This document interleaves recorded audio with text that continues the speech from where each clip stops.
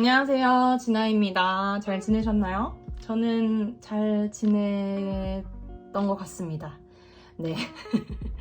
오늘은 책하울 하려고 합니다. 최근에 조금 책을 많이 샀어요. 물론 사놓고 안 읽은 책이 많긴 하지만 또 새로운 마음으로 항상 시작해야 되기 때문에 최근에 기프트카드 교보문고 거 5만원을 선물 받기도 했고 또 개인적으로 관심이 생긴 분야도 있고 열정이 불타오른 그런 경우도 있었어서 그동안 책을 조금 산 게 쌓였어요. 그래서 말씀드리려고 영상을 켰습니다. 우선 열정이 불타올랐을 때 구매한 책, 우선 첫 번째 노인과 바다입니다. 네, 노인과 바다는 너무나 유명한 책이고 그리고 안 읽어본 사람이 많지 않을 거라고 생각해요. 어렸을 때 그 고전 명작 이런 걸로라도 한 번씩은 다 접해 보셨을 텐데 저도 그랬고 그래서 이 책은 저도 읽어봤었거든요. 근데 요 정도인가? 이렇게 보시면 이만큼이 해설이고 이만큼이 작품이에요. 그러니까 사실 책이 안 그래도 얇은데 되게 얇아요. 근데 이게 8,000원입니다. 미음사 세계문학 전집이 조금 저렴한 편이더라고요. 그래서 너무 감사히 사서 읽고 있고 어쨌거나 노인과 바다를 갑자기 읽고 싶다고 생각한 것은 미음사TV 그 유튜브 채널에서 독서 모임 하기 좋은 책을 서로 추천하는 그런 영상이 있었어요. 거기에 노인과 바다가 나왔고 프랑스와즈 사강의 브람스를 좋아하세요? 이런 게 있었어요. 또 하나 있었는데 기억이 잘 안 나는데 근데 그때 설명해주신 내용을 들으니까 이거 읽어보고 싶더라고요. 그래서 오랜만에 그러면 새로운 내가 어렸을 때 읽었던 그런 관점과 생각이 아니라 지금 그나마 세월이 흘러서 조금이나마 그때보다는 나이가 있고 어른이 된 저로서 이 책을 한번 읽어보자 라고 생각이 들었습니다. 그래서 구매하게 됐고 저 거의 반 이상 읽었는데 굉장히 재미있고요. 네, 술술 넘어갑니다. 역시 글 잘 쓰는 사람들은 잘 씁니다. 그래서 지금 오늘 정도에 다 끝내려고 하고 있습니다. 그래서 읽고 있고 또 다 읽고 나서 한번 어떤 감상이 남을지 그런 것도 한번 제 나름대로는 기록을 하겠죠. 네, 노인과 바다를 샀고요. 그 다음에는 이 책 참을 수 없는 존재의 가벼움. 이 책은 정말 제목을 잘 지은 책이라고 생각해요. 그래서 막 되게 패러디 같은 거 많이 냈잖아요. 참을 수 없는 뭐뭐에 어쩌고 막 이런 식으로 되게 많이 이제 재미있게 패러디 되곤 했는데 이 책을 접한 거는 제가 대학교 때 교양 강의로 접하게 됐어요. 그때 현대문학 거장을 만나기? 뭐 이런 좀 저는 제목을 보고 좀 소프트한 교양 강의겠지 하고 들어갔다가 일주일에 책을 한 권씩 읽어내야 하는 그런 빡센 강의여서 굉장히 조금 힘에 부쳤던 기억이 나는데 그때 읽어오라고 한 책 중에 하나예요. 근데 그때 시간이 없어서 다 못 읽고 수업에 참여했었고 그대로 흐지부지 됐는데 이제 좀 다짐을 한 거죠. 열정이 불타오르면서 그래, 그때 읽지 못했던 것 읽어보자 막 이러면서 그래도 나름 그게 교수님이 엄선하신 그 명작 베스트들이잖아요. 현대문학 거장이라는 거니까. 그래서 그때 기억이 나서 이 책도 한번 구매해봤어요. 이제는 진짜 이들의 이 책에 대해서 정말 알고 내가 패러디도 즐기고 또 이 책을 내가 알고 있다고 말할 수 있는 사람이 되길 바라면서 이 책을 한번 구매를 해봤고요. 그 다음에는 진짜 용기 냈어요. 오만과 편견. 용기를 내고 열정이 솟아오른 이 시점에 사보자. 그래, 읽어보자. 뭐 이런 생각을 하게 되었고요. 제가 한 2년 전인가 1년 전쯤에 다락방에 미친 여자라는 책을 한 권 샀어요. 그것도 벽돌책인데 진짜 두께가 이만하거든요. 근데 그 책이 여성 작가들의 어떤 계보 이런 것들을 연구한 책이라서 저거를 언젠가 한번 독파해보고 싶다. 그리고 그런 책은 있을 때 사놔야 되잖아요. 그래서 44,000원인가 그랬는데 그냥 샀죠. 무조건 사야죠. 그래서 샀어요. 근데 비닐도 아직 뜯지 않은 채 책장에 있습니다. 이 책을 읽고 또 그 책도 읽어보고 그 책에서 또 굉장히 뭐 의미 있다거나 읽어보고 싶다고 생각이 드는 책들이 있으면 그런 것도 한번 같이 읽어보고 이렇게 계속 이 여성 작가들의 책들을 조금씩 계속 끊임없이 읽어나가는 그런 독서 여정이 앞으로 펼쳐졌으면 하고 생각하고 있습니다. 네, 그래서 그런 도전의 시작으로 이 책을 한번 골라봤고요. 아주 한 3페이지 읽었는데 나름 되게 활기차고 재밌네요. 그래서 노인과 바다 읽고 참존가를 먼저 읽을지 이걸 먼저 읽을지 좀 고민하고 있긴 한데 어쨌거나 네, 이것도 샀습니다. 그 다음에는 조금 가볍게 가볼까요? 제가 최근에 조금 관심을 가지는 분야입니다. 바로 난생 처음 킥복싱이라는 책이고요. 에세이입니다. 체력이 없어서 체력이 더 안 좋아지는 저질 체력의 도돌이표 극복기라고 되어 있고요. 이분이 운동 같은 거 전혀 안 해봤는데 킥복싱을 하면서 이제 1년 정도 하면서 체력도 기르고 즐거움도 찾고 했던 그런 이야기들을 책으로 쓰신 거예요. 제가 사실 지난주에 킥복싱 등록을 했거든요. 네. 지나가다가 킥복싱 체육관이 있어가지고 궁금해서 가봤는데 또 재밌을 것 같고 사람도 되게 많아가지고 여기 좀 잘 되는 집인가 보다 막 이런 말도 안 되는 생각을 하면서 등록을 했어요. 그리고 운동을 좀 해야 한다고 생각을 하고 있었거든요. 저도 좀 체력이 떨어지는 게 느껴져서 네, 그래서 지난주에 갔고 이번 주는 조금 제가 발 뒤꿈치 쪽이 염증이 생겨가지고 못 가고 있긴 한데 여튼 이분의 한번 경험을 읽어보고 싶었어요. 저보다 먼저 가신 선배님의 어떤 이야기를 들어보고 싶었고요. 이 난생 처음도 나름 아무튼 시리즈처럼 그런 시리즈가 있더라고요.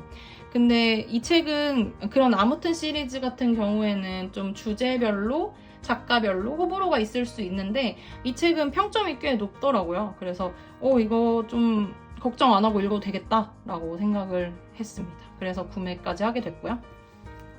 그 다음에는 이 책입니다. 돈은 좋지만 재테크는 겁나는 당신에게, 너에게군요. 제가 요즘에 그 재테크 또는 뭔가 저축하기 이런 거에 굉장히 집중하고 있는 상태예요. 돈을 최대한 필요한 곳에만 쓰고 그리고 내가 조금 더 큰 돈을 부릴 수 있는 사람이 됐으면 좋겠다고 생각을 하거든요. 이렇게 독립해서 나와서 살아보니까 어떤 것을 느끼냐면 이 공간들을 내가 나의 라이프 스타일에 맞춰서 내가 원하는 대로 꾸밀 수 있고 뭔가 활용할 수 있고 이런 식으로 한다는 게 굉장히 매력 있다고 생각했어요. 그러다 보니까 집에 좀 관심이 많아진 거예요. 내가 원하는 컨디션에 좀 더 나의 그런 생활과 내가 좋아하는 것들을 즐길 수 있는 집이면 좋겠다. 근데 그러려면 여러분도 아시다시피 집이 비싸잖아요. 돈을 많이 모아야겠다 이 생각이 들고 근데 돈을 막 모은다고 해서 내가 집을 살 수 있는 만큼 돈을 모을 수 있나? 뭐 이런 생각이 들고 그러면서 이제 재테크까지 흘러간 거죠. 그리하여 이 책을 고르게 되었고 이분은 뿅글이라고 유튜버이신데 제가 이 책을 만나기 전에 다른 컨텐츠로 뿅글이라는 이 유튜버의 영상을 본 적이 있어요. 이분이 그때 다이어리 쓰는 방법이었나? 뭐 그런 걸로 또 제 알고리즘에 나타나셔서 읽어봤는데 저는 약간 좀 이상적이고 어떤 목표 지향적인 그런 기록보다는 그냥 있었던 일을 기록하고 그리고 내가 어찌 했으면 좋겠다 뭐 이런 정도의 기록을 하는 사람이거든요. 근데 이분은 굉장히 적극적이고 목표 지향적인 그런 기록을 하시더라고요. 그래서 그런 부분이 좀 인상 깊었고 이런 식으로도 기록을 할 수 있구나 라고 생각을 하게 되었거든요. 그래서 기억을 하고 있었는데 책을 뭘 살까 고민하고 이제 고르고 있는데 이게 딱 보이는 거예요. 근데 그렇다고 영상 한번 봤다고 제가 또 이렇게 사진 않았을 거 아닙니까? 저는 이 책에 그게 좋았어요. 목차가 좋았어요. 목차가 재테크의 문을 두드리다, 뭐 소비 줄이는 노하우, 저축도 잘하자, 뭐 엔잡 노하우, 주식 이야기, 부동산 이야기, 그리고 마지막 챕터가 이 모든 건 훗날에 내가 더 잘 살기 위한 거니까 라고 되어 있어요. 저처럼 잘 모르는, 기초가 없는 사람에게 좋은 목차라고 생각을 했고, 그리고 이 사람이 옆에 처음에 말하는 게 있어요. 행복한 어른이 되고 싶어서 시작한 재테크라고 첫 챕터를 시작하고 있거든요. 그래서 저도 사실 돈을 많이 모으고 뭐 부자가 되고 내가 이런 걸 사고 싶고 저런 걸 사고 싶고 막 무슨 엄청난 걸 누리고 싶고 이런 걸 위해서 돈을 많이 벌고 싶은 게 아니거든요. 저도 그냥 제 인생이 좀 풍요로웠으면 좋겠고, 뭔가 돈 때문에 많은 걸 포기해야 되는 거는 좀 아쉽다고 생각이 들기 때문에 한번 그런 것들을 방지하는 차원에서 내가 좀 돈이라는 존재에 너무 이렇게 막 등한시하고 그러지 않았으면 좋겠다, 이런 생각으로 시작한 거라서 이런 접근법도 좀 마음에 들었어요. 그래서 이 책 한번 읽어보고, 이런 책은 좀 금방 읽을 수 있으니까 또 읽어보려고 하고요. 열심히 차근차근 돈을 모아서 한번 또 제가 원하는, 제가 좋아할 수 있는 공간에서 지내는 그런 호사도 한번 누려보고 그러고 싶습니다. 사실은 집에 대한 열망이 제일 이런 재테크 쪽으로 저의 생각을 이끄는데 큰 영향을 줬던 것 같아요. 네. 그런 열망이 또 독립을 하니까 생겨나네요. 신기합니다. 네. 그 다음에는 이 책입니다. 중급 한국어. 문지혁 작가님의 장편 소설이고요. 이거 초급 한국어랑 중급 한국어 이렇게 연작인가? 조금 연결되는 같은 주인공이 등장하는 책으로 알고 있는데, 근데 이거를 뭐 초급 한국어까지 넣으면은 책이 금액이 좀 오버가 돼서 이제 중급 한국어만 골랐어요. 왜냐면 초급 한국어는 약간 한국어 자체를 가르치는, 외국에서 그런 강사의 이야기가 담겨 있다고 저는 설명을 읽었기 때문에, 그거보다는 중급 한국어는 좀 문학을 가르치는 강사 뭐 이런 얘기였던 것 같아요. 잘 기억이 안 나네. 여기 문학을 배반하며 다시 쓰는 일상의 다채로운 언어들이라고 되어 있잖아요. 미국에서 초급 한국어 강사로 일하던 지혁은 한국으로 돌아와 문학 글쓰기를 가르친다. 네, 여기서 이제 그러면 나는 이거를 읽어보고 싶다라고 생각을 했어요. 문학에 대해서 잘 알지 못하고 또 문학을 많이 읽는 편도 아니지만, 그치만 문학이라는 것은 분명히 우리의 삶에 영향을 준다고 생각합니다. 그래서 제가 뭐 좋은 책을 고르는 안목도 별로 그렇게 높지 않고 뭔가 많이 읽을 수 있는 에너지를 가진 다독하는 사람도 아니고 하다 보니, 이런 책에서 과연 언급하고 이 책에서 이렇게 다시 쓰게 되는 문학은 뭘까? 소설을 통해서 말하고 싶은, 언급하고 싶은 문학은 뭐가 있을까? 그런 것들이 좀 궁금했어요. 그래서 조금 다른 욕심으로 고른 것도 있고, 또 궁금하잖아요. 그 문학 글쓰기 막 가르친다는데 그런 거 사실 배우기도 어렵고, 그죠? 그래가지고 이제 한번 글로 배워보려고 한번 사봤습니다. 그 다음은 이 책입니다. 와우, 옛날부터 읽고 싶었는데 제가 벽돌책을 읽을 용기가 없었어요. 그리고 저는 과학 도서를 거의 안 읽거든요. 과학, 경제 이런 거 잘 모르니까 아무래도 어렵고 안 읽어지더라고요. 근데 이 칼 세이건이라는 천문학자가 이제 남겼던 글이라고 해서 인터넷에서 짤로 한번 본 적이 있어요. 근데 그 글을 읽는데 너무 멋있고, 와, 어떻게 이런 자연현상 또는 이런 인간의 시도를 통해서 이런 결론을 내는가? 이 사람은 어떻게 그렇게까지 뭔가를 사랑할 수 있지? 라는 생각이 들더라고요. 그래가지고 그런 마음이 어떻게 형성되었는지도 궁금하고, 어떤 논리로 그렇게 되었는지, 그런 멋진 마인드를 가진 사람이 되었는지도 궁금하고, 그리하여 이 책을 구매하게 되었습니다. 옛날부터 구매하고 싶었지만 제가 교보문고 기프트카드 5만원권을 받은 김에 질러버렸습니다. 사실 언제 읽을 수 있을진 모르겠지만 그래도 조금씩 읽어보려고 하고요. 꼭 완독하는 날이 오기를 바라는 책입니다. 과학적인 사고를 하는 사람들이 인문학적으로 글을 쓸 때 가장 뭔가 좋은 글을 써내는 것 같고 또 멋진 인사이트를 보여주는 것 같다라고 생각을 했었는데 이분이 제일 대표적인 분이 아닐까 싶어요. 그래서 여기 근데 그랬는데 여기 제가 몰랐는데 이 띠지에 딱 한 권 들고 가서 무인도에서 내가 죽는 날까지 살아야 한다면 이 책을 가져가고 싶다라고 유시민 작가님이 얘기를 하셨네요. 근데 제가 이 책이랑 같이 유시민 작가님의 이 책을 샀거든요. 문과 남자의 과학 공부라고 하는 책을 샀어요. 이게 되게 조금 재밌지 않나요? 이과 남자의 어떤 인문학적 해석이라면 뭐 제가 그게 맞는지는 모르지만 읽어봐야 알겠지만 이 책은 또 문과 남자가 과학을 접할 때 어떤 생각을 하게 되는가 이런 것들을 다루고 있을 것 같아서 굉장히 기대가 되는데 제가 유시민 작가님 책을 되게 유명한 게 많고 잘 쓰신 책도 많은데 그렇게 찾아 읽는 편은 아니에요. 근데 제가 최근에 이렇게 유튜브를 보다가 이분이 그 인터뷰하신 영상이 있더라고요. 그래서 한번 봤는데 7분이었나 5분짜리 좀 짧은 영상이었는데 거기에서 질문을 하나 던지면 그거에 대한 대답을 해주는 그런 인터뷰 영상이었어요. 질문은 하나였어요. 어떻게 사는 게 잘 사는 거냐? 요거였습니다. 어떻게 살아야 됩니까? 어떻게 사는 것이 잘 사는 것입니까? 라고 물었을 때 이 유시민 작가님의 대답이 저는 좀 생각보다 놀라워서 노트에 이렇게 적어 놓기도 했는데요.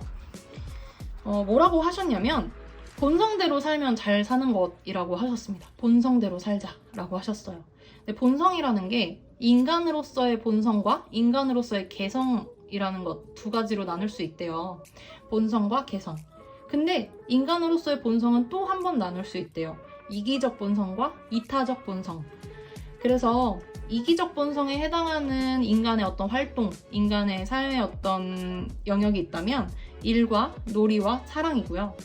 이타적인 어떤 영역은 연대라는 거래요. 그래서 연대라는 것은 이제 다른 사람의 입장에서 생각할 줄 알고 다른 사람의 어떤 아픔이나 이런 것들을 공감할 수 있고 그것들을 완화하기 위해서 또는 어떤 것들을 조금 돕기 위해서 기꺼이 나의 모든 것이 아니라 나의 무언가를 내어줄 수 있는 그런 마음, 그런 행동 같은 것을 연대라고 일컬는다고 하시더라고요. 그 인터뷰에서.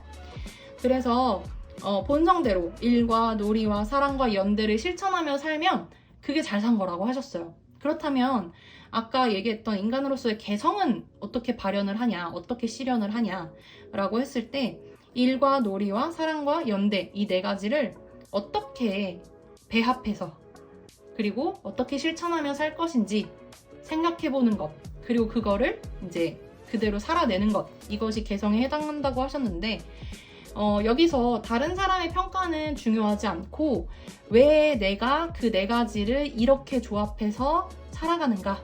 왜 나는 이렇게 결정을 했는가에 대해서 스스로 설명이 되는 삶이라고 하면 그것이 잘 사는 삶이다 라고 말씀을 해주셨어요. 그래서 그 인터뷰가 길지 않잖아요. 근데 굉장히 설명을 정말 단계적으로 아주 논리적으로 잘 해주셔서 그래서 이분의 글이 더 궁금해졌기도 했어요. 그전에는 뭐 유명한 분이니까 잘 썼겠지 뭐 이러면서 넘어갔다면 이분은 그러면 새로운 자기가 원래 잘하던 분야가 아니라 조금 덜 익숙한 분야를 공부하고 접할 때 어떤 생각을 하실까 이런 게 궁금해가지고 이 책을 사보았습니다. 그래서 여기까지가 제가 최근에 산 책들이고요. 저에겐 조금 도전적인 조합이긴 한데 그래도 잘 읽어낼 수 있기를 바라면서 오늘의 영상 여기서 마치도록 하겠습니다. 안녕!